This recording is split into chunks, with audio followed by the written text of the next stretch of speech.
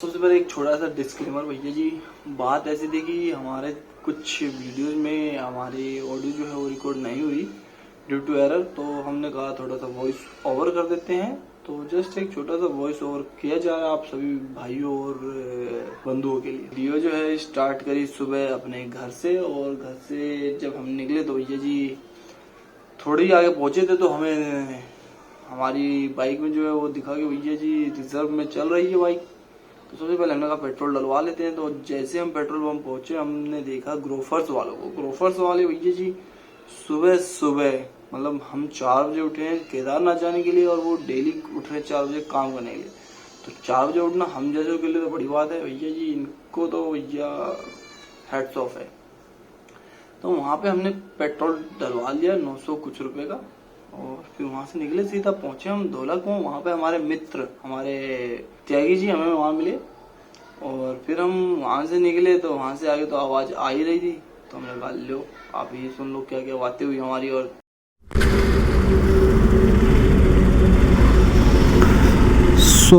निकल चुके हैं अब जहाँ से, मतलब कि ढोलकपुर से थोड़ा बहुत टाइम हमारा कंज्यूम हो गया ये गोप्रो के माइक की सेटिंग में। यार ये मेरे साथ हमेशा से कुछ ना कुछ होता रहता है, ये गोप्रो के मतलब माइक की चाहे ऑडियो क्वालिटी इसको लेके।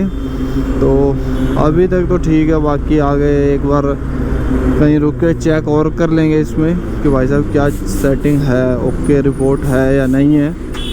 तो अभी बस अब एक बार ये दिल्ली की ट्रैफिक से निकल जाते हैं तो फिर मिलते हैं आपसे एक बार खुले में और थोड़े दिन के टाइम में। अब हम आ चुके हैं हाईवे पे। ये वाला जो हाईवे ये सीधा मेरठ के लिए निकलता है, और हाईवे जब आ जाता है ना भाई साहब बिल्कुल खुल्लम खुल्ला हो जाता है, खुल्लम खुल्ला। और जब खुल्लम खुल्ला हो जाता है तो बात करने में अच्छा लगता है, बात करने में। तो बात करते करते हम आपको बताएंगे आज कुछ हमारी दुविधा, कुछ हमारे सुख। तो अभी एक बार त्यागी व्लॉग्स को पकड़ते हैं। और ये हमारे जमुना नदी है, मतलब ये इसके पुल बना हुआ है तो ये जमुना नदी है। और इस पर काफ़ी अच्छा डेकोरेशन कर रखा है, ये फ्लावर्स मतलब ये फूल पत्ते वगैरह लगा के देखने में काफ़ी अच्छा लगता है। और वो जा रहे हैं हमारे त्यागी भैया, अगर आपको दिख रहा हो तो त्यागी भैया हमेशा डिपर जो है उसको चसा के रखते हैं, उनके हिसाब से वो चसाना कहते हैं, हम कहते हैं भैया डिपर। ये डिपर नहीं, एक तो वो डिपर बोलते हैं, हमें भी आदत लगवा दी।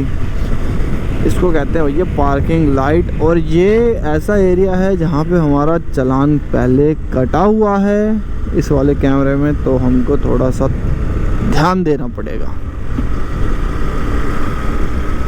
चलिए फिर अब हाईवे आ गया है तो थोड़ी तेज़ तो बाइक चलानी बनती है। और देख लो गाने लगा के त्यागी भैया मज़े लेते हुए। चलो मेरठ 70 किलोमीटर तो मेरठ मिलते हैं। तो फाइनली पहुंच चुके हैं हम मेरठ में, और अब यहाँ से हरिद्वार 150 किलोमीटर, रोड के 120। तो यार अभी सुबह के बज रहे हैं 6:15। तो सबसे पहले एक टी ब्रेक, क्योंकि चाय पीनी है। ठंड काफ़ी ज़्यादा लग गया है, क्योंकि अपने जैकेट में मैंने रेन लाइनर मतलब जो अंदर की थर्मल होती है वो मैंने डाली नहीं है, तो ठंड इसी वजह से लग रही है। तो बस एक बार त्यागी को रोकता हूँ और कहीं पे चाय पीते हैं, क्योंकि ऑलमोस्ट हमारे 100 किलोमीटर्स कंप्लीट हो चुके हैं। और ये पीछे वाला पता नहीं क्यों हॉर्न दे रहा भाई मुझे। जाओ सर जी बिल्कुल जाओ आप। अभी चाय वगैरह पीते हैं, फिर इससे आगे की कार्रवाई करते हैं भाई। और यार और ठंड काफ़ी लग गई यार।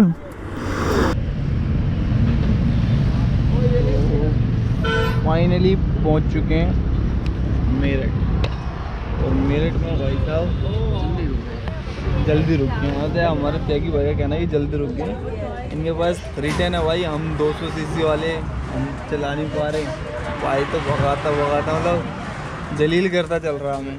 जलील क्या करना भाई, आरएस लेके आओ, आरएस लेके आओ। देख लो भाई साहब अभी घर जाते हैं पहले आरएस की सर्विस करानी है, और फिर उस पर नेक्स्ट ट्रिप करना, ठीक है भाई। कंपटीशन नेक्स्ट ट्रिप मतलब एक्सपल्स ठीक है, लेकिन जब हम RS चला लेते हैं पहले तो एक्सपल्स में ना मतलब ऐसा लेस पावर फील हो रहा है, मुझे ऐसा लग रहा है।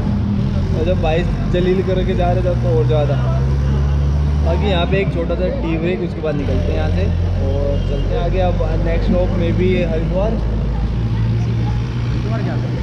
हरिद्वार में थोड़ा व्यूज़ देख लेंगे, चलेंगे, थोड़े से बाइक कर लेंगे। ये तो टाइम कितना होगा? जस्ट 1 घंटे में हम पहुँच गए हैं ढोलकुआं से यहाँ।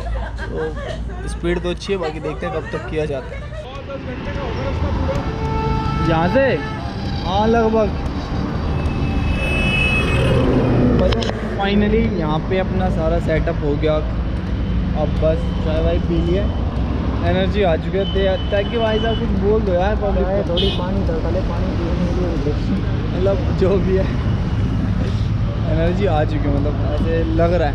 अब बस सीधा चलना है हरिद्वार। हरिद्वार रुकेंगे, हरिद्वार रुकेंगे, थोड़े शॉर्ट्स वगैरह लेंगे। बाकी भाई साहब एक बार बाइक की कंडीशन देख लो, चमक रही है दोनों बाइक यार। हमारी ना दो मतलब मेरी जो RS है वो भी सेम कलर की है, वो मेरे हेलमेट के साथ मैच हो जाती है। और त्यागी की जो अपाचे 310 है, तो मैं सोच रहा हूँ बाय कर लूँ त्यागी से 310। चलो फिर मिलते हैं आगे।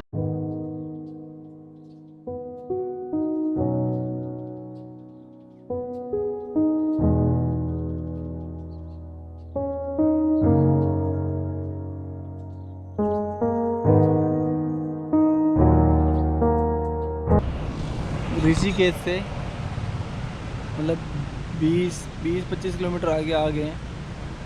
यहाँ से 20-30 किलोमीटर होगा देवप्रयाग। तो अभी बस एक छोटा सा नहीं, बड़ा सा भाई, बड़ा सा मतलब इस बार बड़ा सा होगा, क्योंकि भूख लग रही है और भाई का बैग बांधना है। और क्या की और क्या दिक्कत है बताओ? दिक्कत कुछ नहीं, पहले पेट्रोल डलवाना है भाई साहब। त्यागी की बाइक अंधाधुंध माइलेज दे रही है, अंधाधुंध 700 किलोमीटर कर चुकी है। तो भाई अभी ऑर्डर दिया है, मैगी वगैरह बोल देना। क्या व्यू है यार, मतलब पहाड़ों की यही तो खूबी है। पहाड़ों में जब आप आओ ना, आपको सारी चीज़ें व्यू लगती है। कुछ भी देख लो लगेगा भाई साहब ऐसा तो देखा ही नहीं। लेकिन ओ माय गॉड, राफ्टिंग हो रही है, आपको दिखेगा, यहाँ से दिखेगा। मैं अभी जस्ट दिखाता हूँ आपको। जब भी राफ्टिंग के ये गाड़ी वाले लेके जा रहे हैं राफ्टिंग का सारा ये जो भी होता है, और ये कर रहे हैं भाई राफ्टिंग, ऋषिकेश की राफ्टिंग। ओ भाई साहब यार, ऋषिकेश में आज तक मैंने राफ्टिंग की नहीं है, तो मेरा प्लान है ऋषिकेश में राफ्टिंग करने का। तो उसके लिए पर्टिकुलरली आना पड़ेगा, इस ट्रिप पे तो नहीं हो सकता। तो अलग से आते हैं कभी और करते हैं राफ्टिंग। कहते हैं भाई साहब बहुत डेंजरस है, ऑल ओवर इंडिया में सबसे ज़्यादा डेंजरस होती है ऋषिकेश की राफ्टिंग। तो इसको चेक लिस्ट में रखते हैं, नेक्स्ट टाइम कभी आएंगे तो राफ्टिंग करेंगे।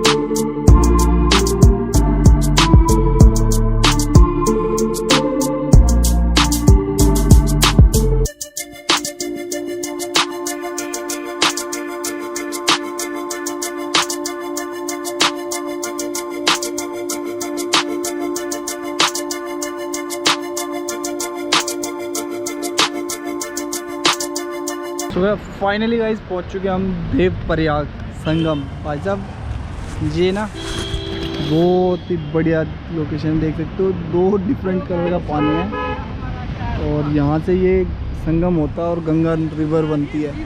भाई फाइनली मतलब अभी तक का जो स्टेटस है वो बता दूं मैं आपको। तो अभी हम पहुँच गए हैं श्रीनगर बोले तो भाई ये उत्तराखंड का श्रीनगर है और यहाँ से लगभग 100 किलोमीटर होगा सोनप्रयाग और टाइम हो रहा है 1। तो अभी भूख लग रही है तो कुछ फोटोज वगैरह खींच के जा रहे खाना खाते हैं। ठीक है भाई चलो। This is the lunch break. मैं घी तो लगाएंगे तो रोटी को भाई रुखी नहीं खाई जाती भाई से। क्या करूं, कहीं नहीं जाता। भाई ट्रैवलर जो होता है ना वो कैसे भी खाता है और नो कंप्लेन नो डिमांड। जब जाके तुम ट्रैवलर बन पाओगे। ट्रैवलर ठीक है, वो क्या भूखे मर जाएंगे क्या? ना भाई खाओ बढ़िया खाओ। और अभी खाते हैं भाई, देखते हैं स्वाद। तू बता ही दे एक बार स्वाद पब्लिक को, देख के तो सही लग रहा है। क्या ही स्वाद है बता दे भाई। अच्छी है, अच्छी है बढ़िया भाई। तो एक बार खाते हैं यार, भूख बहुत ज़्यादा लग गई है, बहुत ज़्यादा। सुबह से तो मैगी खाई थी बस। और यहाँ से 90-92 किलोमीटर है सोनप्रयाग, तो 3 घंटे मैक्सिमम है। ज़्यादा से ज़्यादा 3 घंटे में पहुँच ही तो जाएंगे। 5 से 6 बजे तक आराम से पहुँच जाएंगे और फिर उसके बाद तबाही मचाएंगे वहाँ पहुँच के। टेंट वेंट गाड़ के लोकेशन ढूंढ के चलो फिर मिलते हैं अभी खाना खाने के बाद मोटो व्लॉग मोड पे।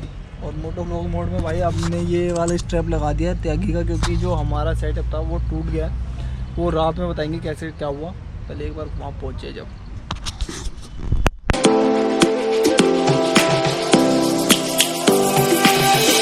Lions roaring in the morning sun, searching for a longer day.